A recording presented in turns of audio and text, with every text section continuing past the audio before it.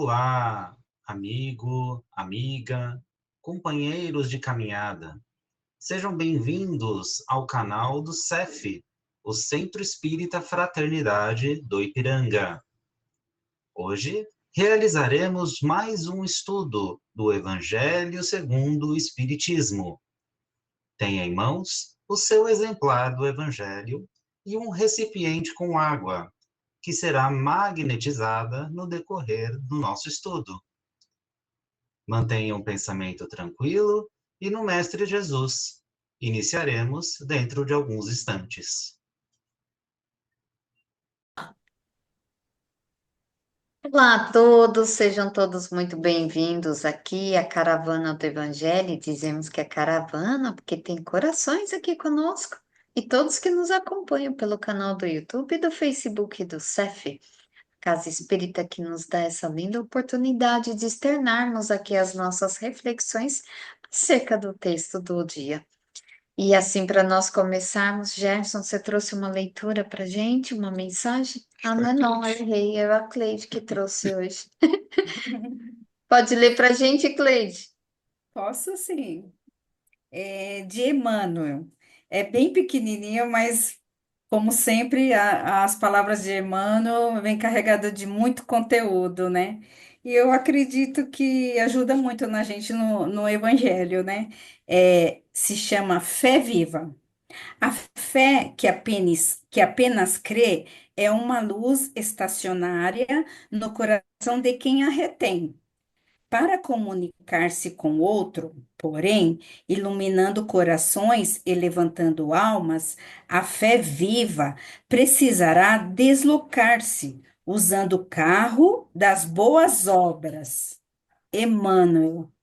Perfeito, Cleide, obrigada. Suzelei, pode fazer a nossa prece inicial, por favor? Sim, boa noite a todos. Após essa linda mensagem, vamos agora relaxando o nosso corpo físico, deixando nossos problemas aqui de lado.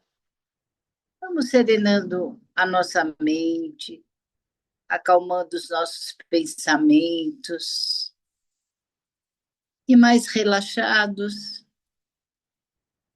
vamos buscando os nossos anjos de guarda, a espiritualidade amiga, os mentores, cumprimentando os mentores da nossa caravana.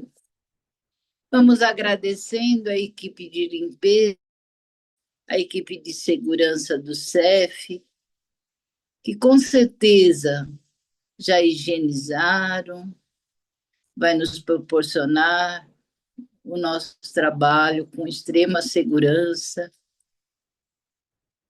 Vamos cumprimentando todas as equipes do CEF.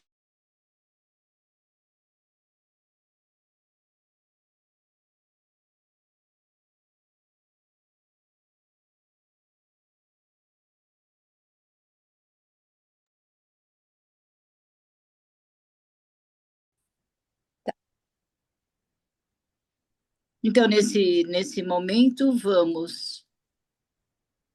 Ismael nos leva a nossa Mãe Santíssima, Maria de Nazaré, que nos recebe, nos acolhe com todo o seu amor, nos envolve em seu manto de luz, de amor, e vai nos levando até Jesus, o Mestre amado.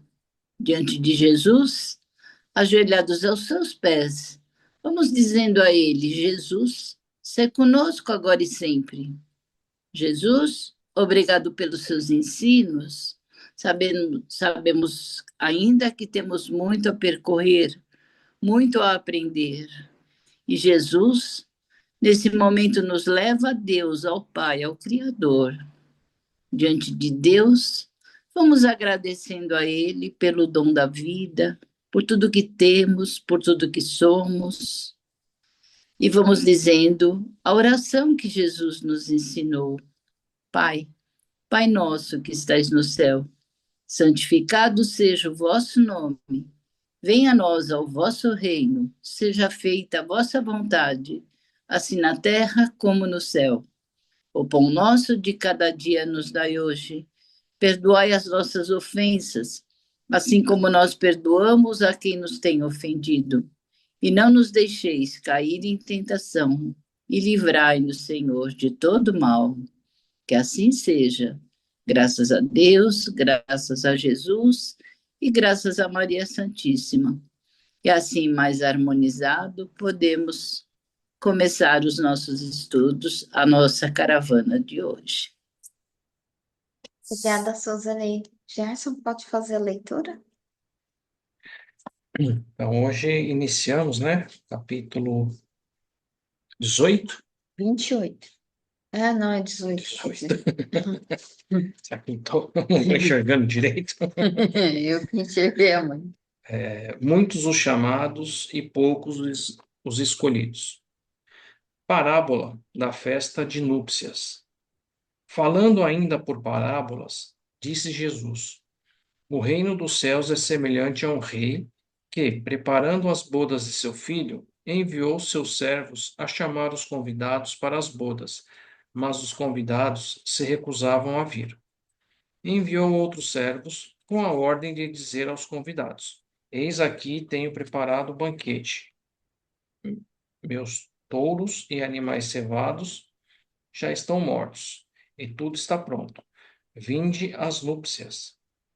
Mas eles desprezavam o convite e se foram para uma casa de campo, outro para os seus negócios. Os outros lançaram mão dos servos que ele enviara e os mataram depois de os haverem ultrajado. Mas o rei, tendo ouvido isso, se irou, e tendo enviado o seu exército, os homicidas foram exterminados e a cidade queimada. Então ele disse aos seus servos: a festa de núpcias está pronta, mas aqueles que foram chamados não foram dignos dela. Ide a todos os cantos e chamai para a festa todos aqueles que encontrardes e convidai-os para as bodas. E tendo saído os seus servos pelas ruas, congregaram todos os que acharam, maus e bons, e o salão de festas ficou repleto de pessoas. O rei, em seguida, entrou para ver quem estava à mesa e, tendo percebido um homem que não estava vestido com veste nupcial, disse-lhe: Meu amigo, como viestes aqui sem o traje nupcial? E esse homem emudeceu. Então disse o rei aos seus ministros: Amarrai as mãos e os pés dele e lançai-o nas trevas exteriores. Lá haverá choro e ranger de dentes, pois muitos são chamados e poucos os escolhidos. Está escrito em Mateus, capítulo 22, versículo 1 a 14. O incrédulo ri dessa parábola, que lhe parece de uma ingenuidade pueril, pois não admite que possa haver tanta dificuldade para a realização de um banquete e, menos ainda, que os convidados façam resistência a ponto de massacrar os enviados do dono da casa. As parábolas, diz ele, são alegorias sem dúvida, mas é preciso que não saiam do limite do possível. Pode-se dizer o mesmo de todas as alegorias, das fábulas mais engenhosas, se não lhes buscarmos o sentido oculto. Jesus se inspirava nos usos mais comuns da vida e adaptava as suas parábolas aos costumes e o caráter do povo a quem se dirigia. A maior parte delas tinha por objetivo atingir as massas com a ideia da vida espiritual, e seu sentido, muitas vezes, só parecia incompreensível se não partirmos desse ponto de vista. Nesta parábola, por exemplo, Jesus compara o reino dos céus, onde tudo é alegria e felicidade, a uma festa nupcial. Os primeiros convidados são judeus, que Deus havia chamado, primeiramente, para o conhecimento de suas leis. Os enviados do rei são os profetas que vinham exortá-los a seguir a estrada da verdadeira felicidade. Mas as suas palavras foram poucas ouvidas. Suas Suas advertências foram desprezadas e muitos foram até mesmo massacrados, como servos da parábola. Os convidados que se negaram a comparecer sob o pretexto de irem para suas casas de campo e seus negócios são o conjunto das pessoas mundanas que, absorvidas pelas coisas terrenas, mostraram-se indiferentes em relação às celestiais. Os judeus da época acreditavam que sua nação deveria conquistar a hegemonia. Deus não havia prometido a Abraão que a sua posterioridade cobriria toda a terra, mas, como sempre, tomado a forma pela essência, eles acreditavam numa dominação efetiva e material. Antes da vida do Cristo, com exceção dos hebreus, todos os povos eram idólatras e politeístas. Se alguns homens superiores conceberem a ideia da unidade divina, essa ideia, entretanto, permanecia como sistema particular, pois em nenhuma parte ela foi aceita como verdade fundamental, a não ser para alguns iniciados que ocultavam seus conhecimentos sob um véu misterioso, impenetrável às massas. Os hebreus foram os primeiros a praticar publicamente o monoteísmo. Foi a eles que Deus transmitiu a sua lei, primeiro através de Moisés, depois através de Jesus. Era desse pequeno foco de luz que deveria expandir-se por todo o mundo, triunfar sobre o paganismo e dar a Abraão uma posteridade espiritual, tão numerosa quanto as estrelas do firmamento. Mas os judeus, embora repelindo a idolatria, haviam negligenciado a lei moral para se dedicarem a práticas mais fácil do culto exterior. O mal estava em seu ápice. A nação, dominada pelos romanos, estava dividida pelas facções, pelas seitas. A própria incredulidade havia penetrado até mesmo no santuário. Foi então que Jesus apareceu para chamá-los ao cumprimento da lei e para abrir-lhes os novos horizontes da vida futura. Primeiros convidados para o grande banquete da fé universal. Eles repeliram, porém, a palavra do celeste Messias e o sacrificaram. Foi assim que perderam o fruto que deveriam colher da sua própria iniciativa. Seria injusto, entretanto, acusar todo o povo pelo que aconteceu. A responsabilidade coube principalmente aos fariseus e aos saduceus, que puseram a perder a nação pelo orgulho e o fanatismo dos primeiros, e pela incredulidade dos segundos. São eles, principalmente, que Jesus compara aos convidados que se recusaram a participar da festa das bodas. Em seguida, ele acrescenta: o rei, vendo isso, mandou convidar todos os que fossem encontrados nas suas, bons e maus. Fazia entender assim que a palavra seria pregada a todos os outros povos, pagãos e idólatras, e os que a aceitassem seriam admitidos na festa em lugar dos primeiros convidados. Mas não basta ser convidado, não basta dizer-se cristão, nem sentar-se à mesa para participar do banquete celestial. É preciso, antes de tudo, e como condição expressa, estar vestido com o traje nupcial, ou seja, ter a pureza de coração e praticar as leis segundo o Espírito. Ora, essa lei está inteira nessas palavras: fora da caridade não há salvação. Mas entre todos aqueles que ouvem a palavra divina, quão poucos o guardam e a colocam em prática? Quão poucos se tornam dignos de entrar no reino dos céus? Foi por isso que Jesus disse: haverá muitos chamados e poucos escolhidos.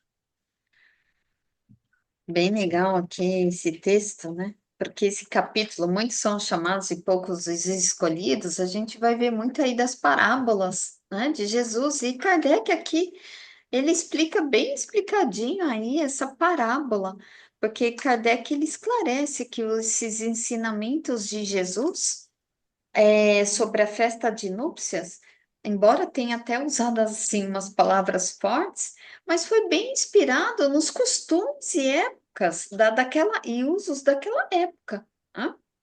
Então, a fim de que os ensinamentos que Jesus estava passando não se perdessem, né? Para que eles fossem amadurecendo mesmo espiritualmente.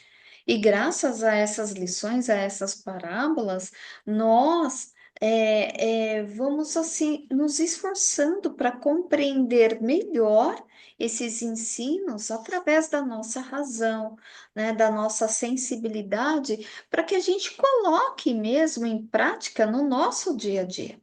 Então é interessante nessa parábola, porque quando ele fala que os primeiros convidados, que são ali os judeus, né, o povo escolhido por Deus, né, por Jesus, quer dizer, por Deus, para receber em primeiro lugar o conhecimento ali das leis divinas. Porque aqui era considerado que eles estavam um pouco mais preparados, né? Aquele povo hebreu, que era da descendência ali de Abraão. E os servos, que são ali os representados ali pelos profetas, até como Kardec aí colocou, é, eles convidavam os judeus para seguir realmente aquele caminho ali da verdadeira felicidade, mas que foram poucos, né, os que ouviram. Então, assim, aqueles que não aceitaram esses ensinos, os profetas foram até massacrados, que eram os servos, né? Como ele diz aqui. Quem tem costume de assistir às séries bíblicas vê muito isso, né? Quantos profetas ali não foram massacrados naquela época, né? Por trazer a mensagem divina, a mensagem de Deus, e foram mal interpretados. E os judeus, eles acreditavam ali numa dominação mais assim para o lado material, devido àquela promessa divina a Abraão, de que sua descendência, eles herdariam a terra. Então, eles fizeram essa interpretação bem para o lado material. E aí é que entra Jesus, né? Aí Jesus veio para mostrar esse lado da nossa evolução espiritual mesmo. Então, quando aqui fala, né, que aqueles é, que o rei, vendo tudo isso, mandou convidar, né, aqueles outros que se encontravam nas ruas, nas encruzilhadas, que sejam bons ou maus.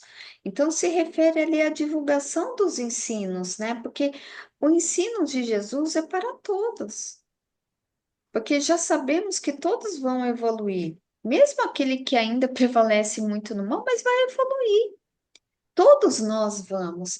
Então, a mensagem é para todos. E quando ele coloca, né, na expulsão daqueles que estavam, que não vestiam, né, aquela veste nupcial, porque naquela época era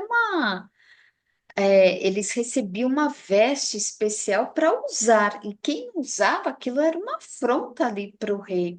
Então, aqui deixa bem claro que não basta ser convidado, assim como Kardec colocou.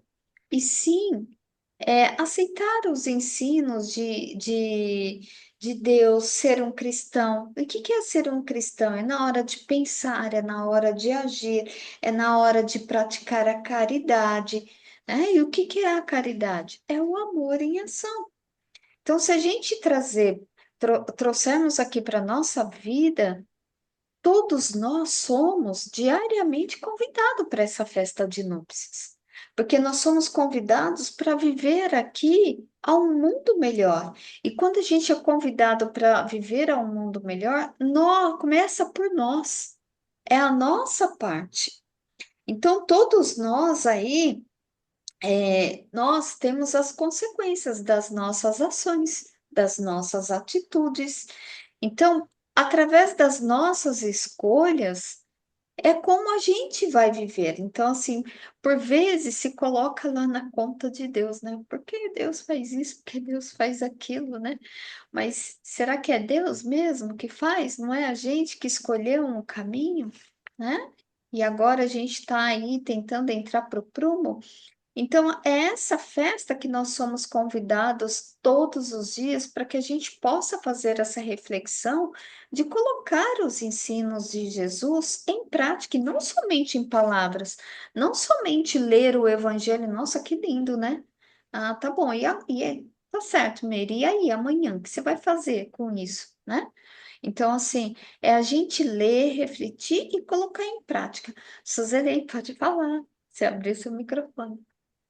Então, na antiguidade, né, que os hebreus foram os primeiros, né, monoteístas, né, que acreditavam num só Deus. Então, eles eram chamados do povo de Deus.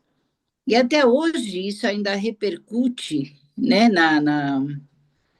nos judeus, como se só eles fossem o povo de Deus, e não é assim. Esse povo de Deus, ele foi chamado, mas poucos foram. A maioria não foi, como ele coloca na fábula, né? Então, nós somos não essa descendência desse povo, dessa maneira com que é colocado na Bíblia. Nós somos os trabalhadores da última hora. Nós somos aqueles que vieram, não só do hebreu, mas aqueles que provavelmente eram politeístas, eram, né, são encarnações, encarnações. Então, nós somos os trabalhadores da última hora. E nisso, nós temos que prestar atenção. Para quê? Para essa túnica nupcial que ele coloca aqui, que você bem explicou. Então, o que seria essa túnica? É ter puro coração, né? É cumprir a lei de Deus. E a principal, fora da caridade, não há salvação.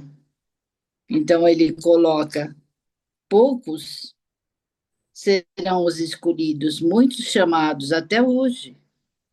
Muitos são os chamados, mas poucos serão escolhidos, porque para sermos escolhidos, precisamos deixar o orgulho de lado, a soberba de lado, fazermos a nossa reforma íntima e seguir essa lei máxima aqui de Deus, né? Fora da caridade não há salvação. Então, a gente pode dizer que somos os trabalhadores da última hora, somos aqueles que foram convidados por últimos, né? O que ele coloca dos primeiros, né? Que seriam os fariseus, os saduceus, que, na verdade, estavam preocupados com a matéria, estavam preocupados em vender, né, a sua fé naqueles mercados, onde Jesus veio e se afinizou com quem? Com os mais humildes, eram hebreus também. Mas, depois de muito tempo, muitos deles também caíram, né, nessa questão material e se desviaram. Não puseram essa túnica nupcial. Foi o que eu entendi. É um texto bastante longo, né? Obrigada, Suzeli. Pode falar, Luiz Carlos, por favor. Esse texto daqui é maravilhoso, porque, veja bem, Jesus, como que ele começou a sua apresentação? Não foi nas bodas de Caná? Iniciou. Então, o que significa as bodas? É exatamente o casamento, a união com o Espírito, nossa alma, ou seja, nosso corpo e nossa alma entrar em sintonia. Então, quando fala bodas aí, é essa sintonia amorosa com o Criador. Os primeiros convidados, quem foram? Aqueles que se apresentavam por Moisés, porque era o legislador primeiro que veio. E o que ele falou? Amar a Deus sobre todas as coisas, de todo o coração, com todo o pensamento, com toda a alma. E amar ao próximo como a si mesmo. Porém, a esses convidados, o que entenderam da lei de Moisés? olho por olho, dente por dente. Então, foram retirados, porque não entenderam a verdadeira lei, não compreenderam ainda. Então, foram retirados. Não aceitaram esse convite. Eles próprios se excusaram de ser convidados, porque estava fora do seu credo. E a mesma coisa aqui, quando ele fala que então convidou a todos. Ou seja, o evangelho não espalhou também para os gentios? Não foi a propagação geral? Todos foram convidados, independentemente do credo que tivesse. Quais deles estavam prontos, vestiram o evangelho de Jesus? Essa vestimenta é a vestimenta espiritual. Como que você está vestindo? Seu coração está se purificando? Você está se auto-reformando, como nós falamos aqui no Espiritismo? A nossa reforma íntima está em andamento? Se não, também não estamos vestindo adequadamente para as núpcias, ou seja, o nosso espírito está fora do interesse direto. Então, veja como é importante. E como ele fala também aqui, que os profetas foram todos, os servos enviados foram massacrados, o que Jesus não falou isso também na bem-aventurança? Sereis perseguidos em meu nome. Ou seja, quando testemunha Jesus, você exige firmeza, porque será perseguido, porque ninguém aceita imediato. Você vai passar pela prova, e essa prova, o que é? Para você mesmo ter a humildade, a compreensão de que o mal não merece comentário algum. Ou seja, o mal devemos dar a esse que ainda pratica o mal a benevolência, a indulgência, a atenção amorosa, não efetivamente a condenação direta. Então, é nesse sentido aí que está a parábola. Eu achei fantástica. Obrigado. Obrigada a você, Luiz. Leide, ainda temos aí uns minutinhos, pode falar. Tá, é quase a mesma coisa, né, que vocês falaram, mas o que eu peguei aqui é que ele fala de dois tipos de pessoa, né, dos chamados e dos escolhidos. Os chamados são aqueles que tinham os ensinamentos, tinham conhecimento, mas não quis deixar os prazeres, vamos dizer assim, né?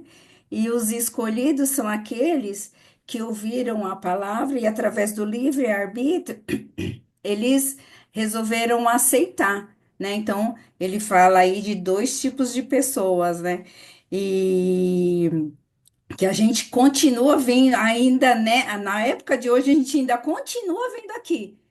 Sabe que tem as pessoas que sabem os ensinamentos, conhecem tudo, mas não conseguem deixar as coisas do mundo, né? E tem aqueles que começam a conhecer, gostam e começam a seguir, né? E o que deixou bem claro aqui assim para gente é que não basta você ter a túnica, não basta você querer comparecer no banquete, né? Esperando só receber bênçãos. Não basta isso. Você tem que se desfazer das suas inclinações inferiores, como vocês mesmo comentaram aí bastante, que tem que começar a praticar as virtudes, né? A caridade. É isso. Só vai participar do banquete quem, no meu ponto de vista, seguir isso aqui, ó, que é a nossa cartilha. Isso É isso, mesmo, Cleide. gente. Obrigada, viu? Vamos assim elevar os nossos sentimentos, os nossos pensamentos, abraçando o nosso anjo guardião. E junto dele vamos também elevando com os mentores desse nosso curso aqui, desse nosso Evangelho, Caravana do Evangelho, a todos esses mentores que nos acompanham, ligando-se a ele para explanar a lei do amor. E vamos emitindo uma coloração amorosa por todo o nosso planeta azul, vendo-o maravilhosamente colorido e belo. e a todo o seu povo, os viventes das águas, os viventes da terra. E assim a todos aqueles que sofrem com as guerras, com o problema das drogas, com o problema dos crimes, aqueles que já estão nas cadeias, que possam melhorar-se e atualizar-se. Pedindo, elevando por todos os velhos abandonados, as crianças desamparadas e todo aquele que sofre neste momento de separação, de segregação que já iniciou. Então há o medo, ou a depressão, a ansiedade, vibrando a todos a lei do amor, da compreensão, para benefício de todos, a leveza de sua alma melhor.